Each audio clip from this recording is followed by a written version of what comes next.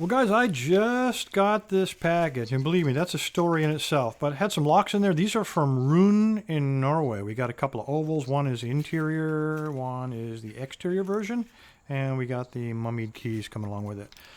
The big part of this one, we'll pick one of these in just a minute, is this packet. This was mailed by Rune on the 2nd of May, and today is the 21st of September. So all those many months, this has actually been sitting on the shelf because Rune, being from Norway, uses the European style of 1. So 2160, 22116. It made it as far as Merrifield, Virginia, but for some reason they felt that this belonged in box number 2760. And so it sat on the shelf for months and months, and when she finally recognized my name, went in the back and retrieved it, I showed her by drawing the hash mark how they draw or how they write 7s in Europe. Unbelievable. You'd think that'd be part of their basic training. But anyway, let's go ahead and get to one of these. Let's grab, I don't know, let's grab this ugly looking one. We'll start with him. All right, this is the 6th and final attempt on this nasty lock. It is a 7-pinner from Rune. I've counted them. There are 7, and I don't know what's going on here. This thing gives all kinds of feedback, but it just doesn't react the way you would expect it to. All right, let me zoom in a little bit. This is the 13,000th from Rare Element Lockpicks, and I found that it fits in the keyway. Looking for a binder. Been through this 5 times before, and it always does that exact same thing. Nice fault set. Then number 7 binds. Gives me a little bit deeper fault set.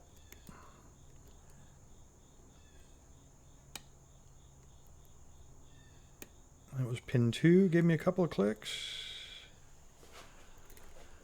I guess the definition of crazy is doing the same thing over and over, but I'm going to vary things. This time I'm going to tighten up on my tensioning just a little bit. Before I had hair tension on the tensioner, now I'm going to tighten it up. Pin 1. A little bit of feedback there. Got a click off of him.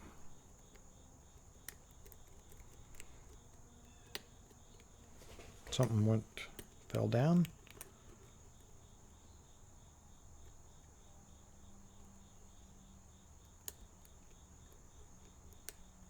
Okay, get counter rotation there on 4. Got to click on him. Lost a little bit of the fault set though. Looking for a binder.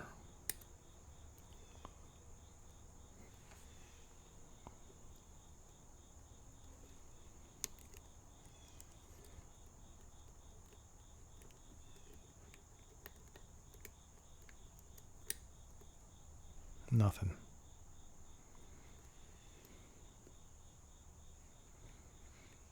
That is pin 1. Thought I was on the tensioner there for a minute, but I'm getting the slightest. I was going to say that's counter rotation, but I don't think it is. I think it's the pick pressing up against the warding. Okay, I just touched pin 7. I got a little bit deeper fault set, and now pin 6 is giving me counter rotation. This is a first, and now it's stopped. There it is.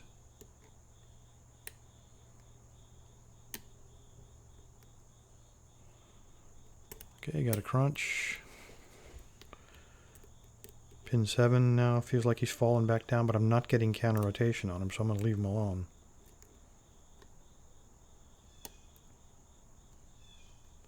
Counter rotation on 3.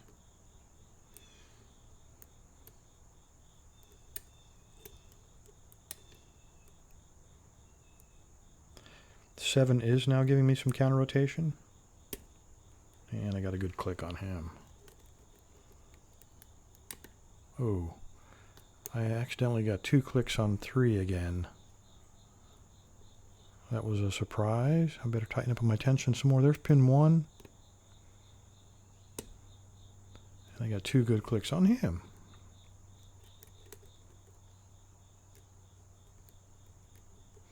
I think we're looking at varying the pressure on the pin. There's pin 3 again. Got to click on him. So we're probably looking at different springs in here. And I've lost part of the fault set. So go back and check 6 and 7. They seem to be falling down pretty frequently. And they seem to be okay.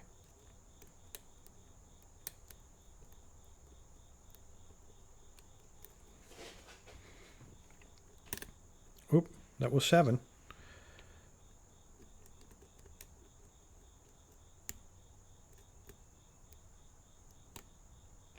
Okay, that was 3. I just touched him. I got a very slight turn, and now I got a second click on him. Pin 2, counter rotation. Got to click on him.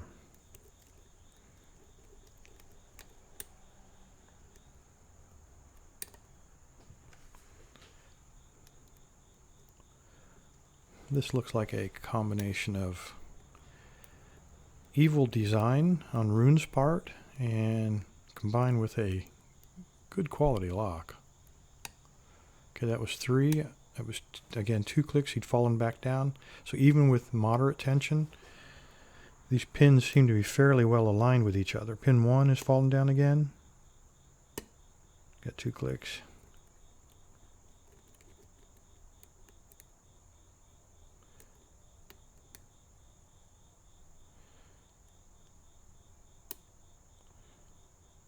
Counter rotation there, I think.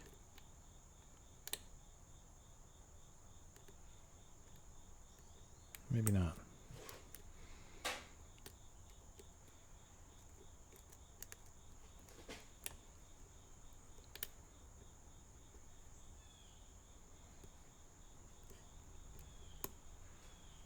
All right, they are all now appear picked. I might have obviously overset somebody. I'm going to lighten up on the tension and just kind of rake. Maybe I can get the overset pin to fall back down.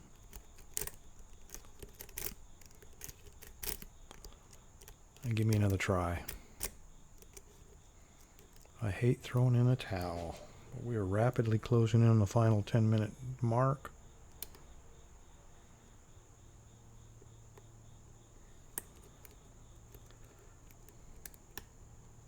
Okay, that was a click on 3.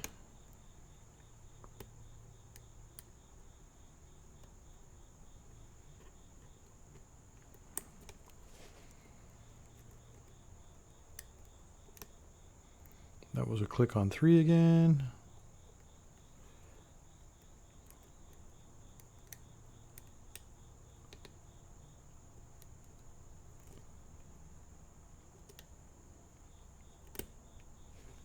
Okay, that was a click on 6. I have heavy tension now. I'm literally forcing the pins.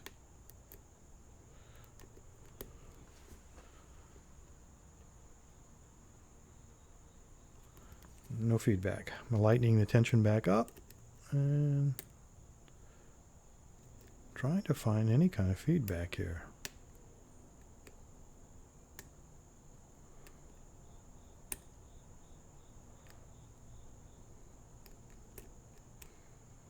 Seven is all the way back down. There we go.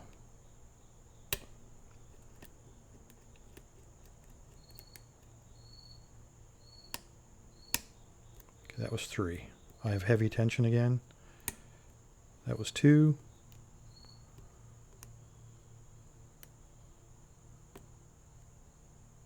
Counter rotation on 1.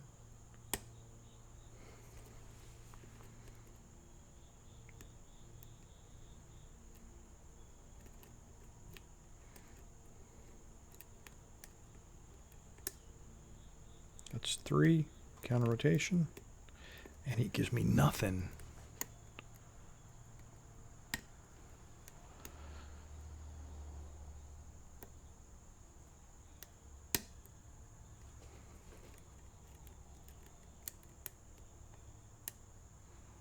Three's all the way down. He does give counter rotation, but then when you mash him up, you don't get that satisfying click like a setting pin. He just goes mushy, and he's mushy all the way to the top.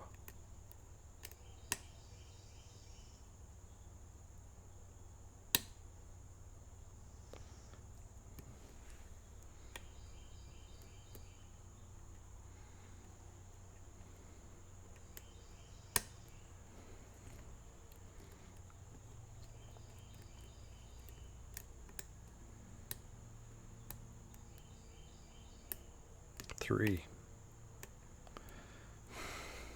Same thing.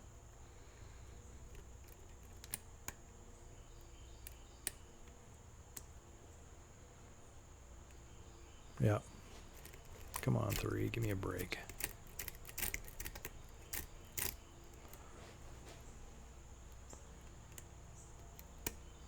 Okay, that was 2. I'm not going to mess with 3.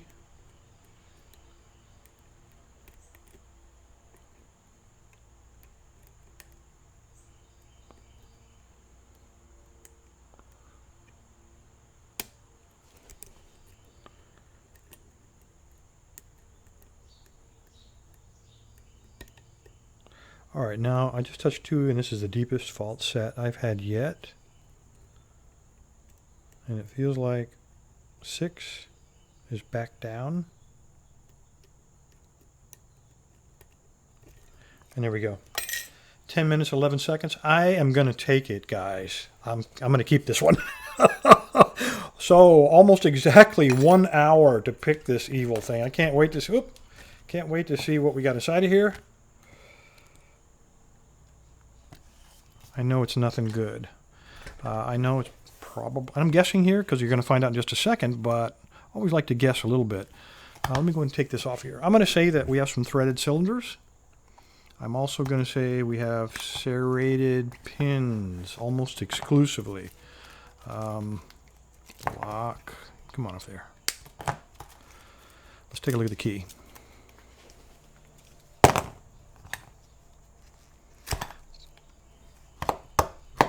Trying to hurry things up a little bit. Let me see if that's zoomed out. Yeah, because battery on the camera is getting close.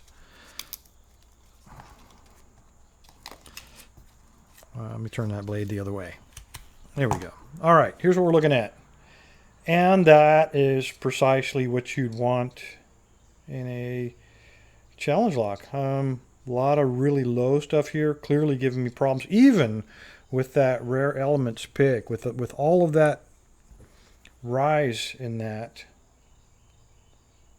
I think you can see how I would probably have been oversetting probably 3 and 4 here when I was reaching for the high ones in the back, particularly that guy, number 6. Well, I've got it too far down there. It's like that. So I almost had to set the ones in the back and allow the ones in the middle to fall back down, and that might have worked when I was raking it, trying to rake it down and release the tension. Anyway, that's pure speculation. I think given the fact that I tried so long on this, I really can't say that it was a true pick job. I think it was just my pure persistence that allowed us to get inside of this thing.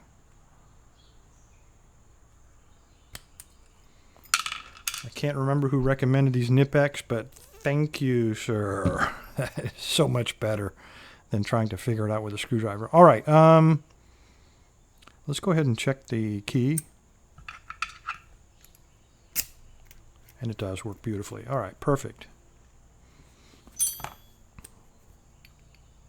Let me put a shim on this, because if I can find one here, I would be willing to bet that we'll be grateful I did this. And it really doesn't cost anything, so better safe than sorry.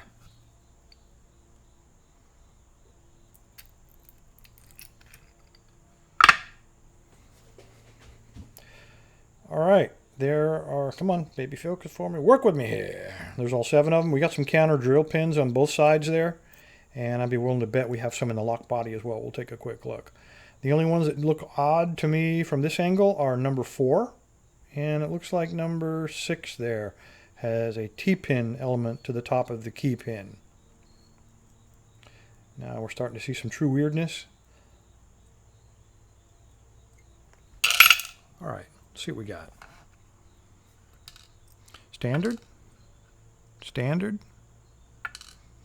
Okay, finally we got some homemade stuff here. Looks like serrations on the top of that guy. This one is all, well, I want to say T-pin, but that is more than a T-pin. That's almost like a bullet pin with a spool element to it. Pretty cool. Standard, I think. Nope, no it's not. He has a serration on him. Ah, come here you. We have a T-pin, and that's the only technology in there. And goodness, you know, I need to stop guessing. There are no serrations in this thing at all. Nothing. There's no undercutting. There's no alien technology in this coral. This is completely stock. All right, let's see where the trickery is. It's got to be up here. Pull him out.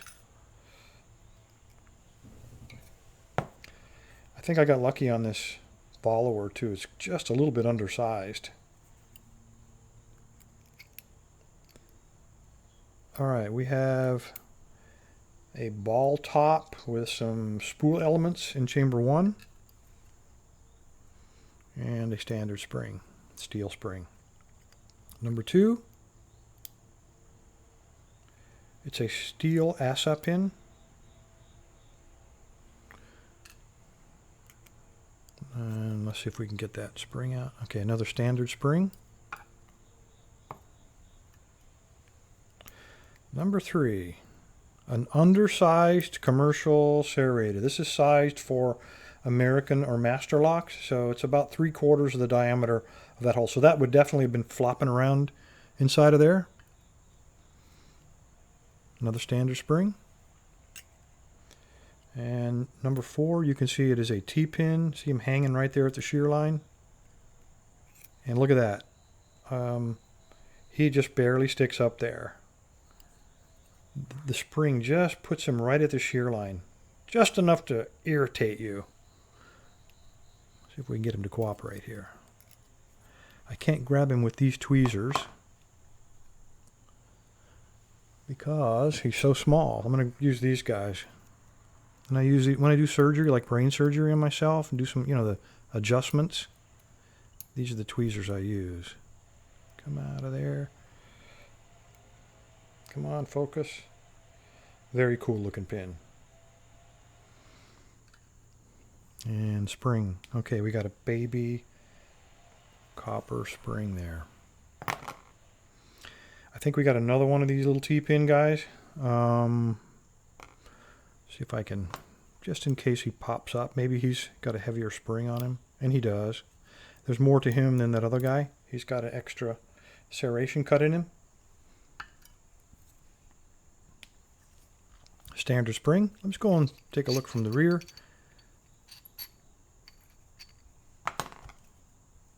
Get the right tweezers. All right, number 7. All serrations. Very cool looking pin. He was like that. And the last one, number 6, spool with the serration right in the middle. And those 2 springs, both standard. So we only had one odd spring. Again, I need to quit guessing. I really do, because I'm always wrong. And I was also very wrong about serrations in the core. This is a completely stock core. There's nothing in there. And there's no way, unless he popped the top of this off, which is possible, because you see some grinding marks on it. He might have replugged it, but he didn't. There's nothing in there. But it certainly led me to believe there could be something in there. All right. Set that over there. Set that over there. This is a this is a doubled up spring. I did that by accident when I took them out of both of those guys. Here is what we're looking at, an hour's worth of picking. So yes, we have some evil technology in there. Rune, very good job, I have to say. I think what threw me, though, are a couple of things. One is this serrated pin flopping around inside of that giant cylinder hole. Probably messed things up for me on number 3. That's why I kept getting all those crunches and resets. And probably this guy, because we had these these T elements on both the key pin and on the driver pin. That probably threw me for a loop as well. None of these T pins helped, I can tell you that for sure. They helped Rune, but they certainly didn't help us get into this thing. 1 hour, guys. Actually 61 minutes, but I'm going to make an exception. I don't want to make another whipped video. Anyway, fellas, thanks for your time. Stay safe. Stay legal. Rune, thank you, sir, for this awesome, pretty standard lock. Thanks, guys.